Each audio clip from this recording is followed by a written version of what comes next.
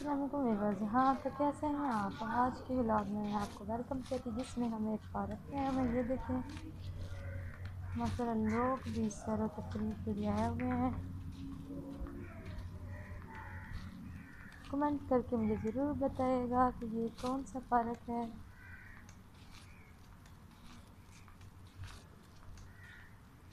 ये है तो छोटा सा, लेकिन तफरीह के लिए काफ़ी है।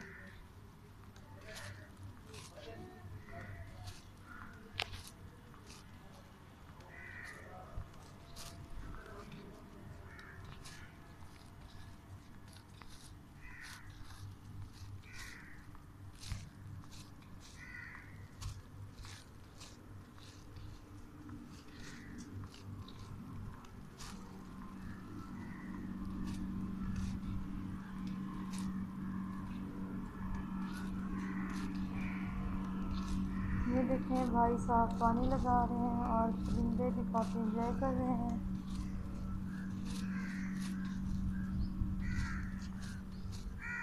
ये देखें, ये सामने बैठने की जगह है।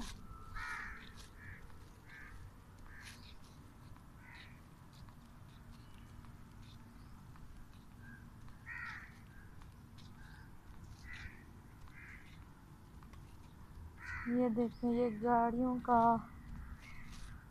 गाड़ी पार्क करने की जगह है। ये भी शाम हो चुकी है तो यहाँ पर रश ख़त्म हो चुका है। ये देखें माशाल्लाह बहुत ही अच्छी और प्यारी सड़क है ये देखें।